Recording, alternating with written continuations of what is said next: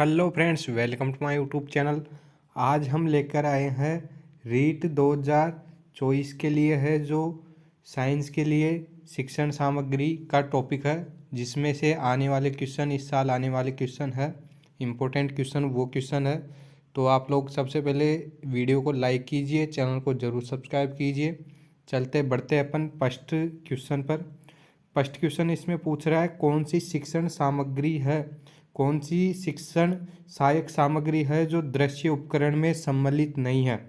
तो दृश्य का मतलब है देखकर जो पढ़ाया जाता है, वो उपकरण में सम्मिलित नहीं है। तो प्रोजेक्ट है, प्रोजेक्ट उपकरण में सम्मिलित है। फिल्म स्ट्रिप्स है, वो भी है। और पोस्टर भी है, पोस्टर भी देखकर पढ़ाया जा सकता है।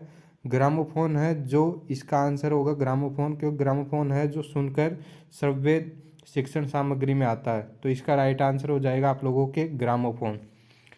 अगले क्वेश्चन पर आते हैं अपन। एक विद्यार्थी द्वारा प्रयोगशाला में किए जाने में निहित शिक्षक साधन का प्रकार है, तो किस प्रकार है वो? श्रव्य, दृश्य या फिर दृश्य श्रव्य? तो इसका आंसर हो जाएगा आप लोगों के क्रियात्मक साधन। निम्नलिखित में से कौन सा शिक्षण सहायक सामग्री का लाभ नहीं है? तो कौन सा इसका लाभ नहीं है? जो शिक्षण सामग्री है उसका महंगी सामग्री, प्रेरणा व रोचकता, पिछड़े बालकों के लिए प्रभावी सुदृढ़ ज्ञान की प्राप्ति। तो इसका राइट आंसर है, जो कमेंट कर दिए आप लोग, इसका राइट आंसर हो जाएगा आप लोगों के महंगी सामग्री है जो शिक्षण सामग्री का लाभ नहीं है इसका। कौन सी शिक्षण सहायक सामग्री श्रव्य दृश्य उपकरण में है जो शामिल नहीं है? चलचित्र, टेलीविज़न, लैपटॉप, चित्र विस्तारक। तो इसका आंसर हो जाएगा आप लोगों के चित्र विस्तारक, जो कि श्रव्य और दृश्य दोनों उपकरणों में सम्मिलित नहीं है। चलचित्र भी है जो श्रव्य दृश्य में उपकरण में शामिल है, टेलीविज़न भी है, लैपटॉप भी है। चित्र विस्तारक नहीं है, चित्र विस्तारक है जो केवल दृश्य उपकरण है, ना कि श्रव्य। निम्नलिखित में से श्रव्य दृश्य शिक्षक साधन है, तो कौन सा है इसका? रेडियो, रेडियो पर केवल सुन सकते हैं। चार्ट पर केवल देख सकते हैं। सुदर्शन, श्यामपट्ट। तो इसका आंसर हो जाएगा आप लोगों के सुदर्शन, सुदर्शन इसका आंसर होगा। प्रक्षेपी शिक्षण सामग्री का एक उदाहरण है, तो इसका आंसर आप लोगों के होगा बुलेटिन बोर्ड, नहीं है। ओवरहेड प्रोजेक्टर, हाँ इसका आंसर ये होगा सेकंड वाला, ना कि चार्ट और ना कि मॉडल। निम्न में से कौन सी श्रव्य सामग्री है? तो इसमें कौन सी श्रव्य सामग्री है? वृत्तचित्र, बुलेटिन बोर्ड, चित्र विस्तारक यंत्र या फ्लैनेल बोर्ड। तो इसका आपको आंसर हो जाएगा कौन सा श्रव्य सामग्री नहीं है। तो आप लोगों के जो आंसर है, इसका आंसर होगा वृत्तचित्र, इसका आंसर हो जाएगा, जो कि श्रव्य सामग्री है। अगले क्वेश्चन पर आते हैं अपन। विज्ञान शिक्षक द्वारा अधिगम को आसान बनाने हेतु प्रयोग किए जाते हैं श्रव्य दृश्य साधन या फिर दृश्य और श्रव्य साधन।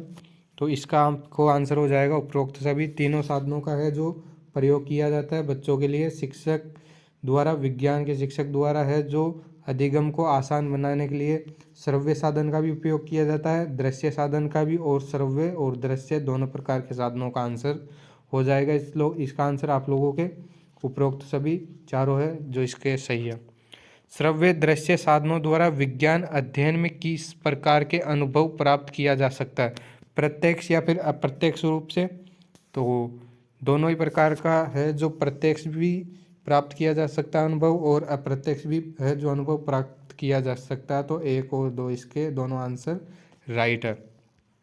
शिक्षण सहायक सामग्री द्वारा पिछड़े हुए बालक की सहायता कैसे की जाती है? तो कैसे जो पिछड़ा बालक है उसकी सहायता किस प्रकार की जा सकती है?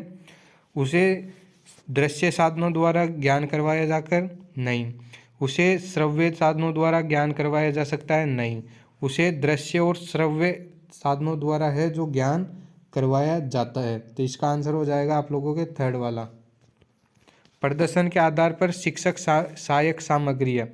प्रदर्शन के आधार पर कौन सी है जो शिक्षक सामग्री है?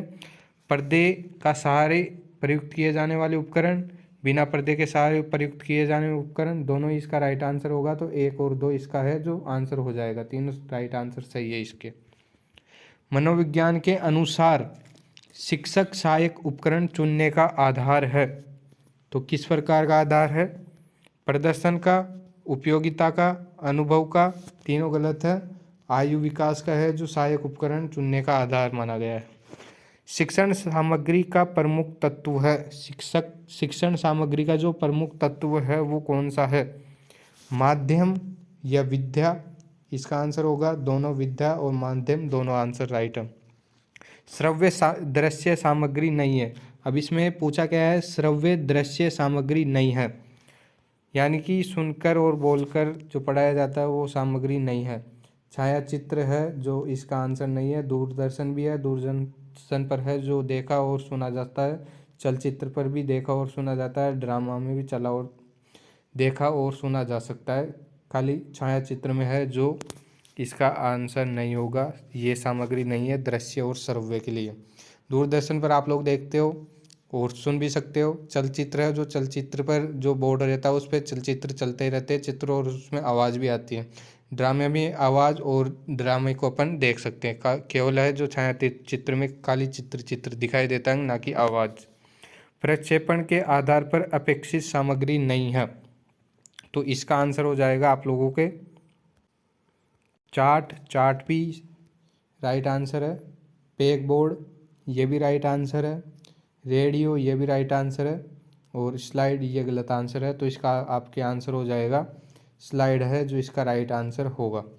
तो ये थी आज की क्लास जिसमें आप लोगों को विज्ञान अध्ययन में शिक्षण सहायक सामग्री के जो इम्पोर्टेंट क्वेश्चन थे रीट 2024 के लिए, जो कि L2 लेवल 2 के लिए है, जो मोस्ट इम्पोर्टेंट क्वेश्चन थे साइंस के टॉपिक है शिक्षण सामग्री, दृश्य श्रव्य सामग्री, जो कि एक और 2 क्वेश्चन है जो इसमें पूछे जाते हैं। 1-2 क्वेश्चन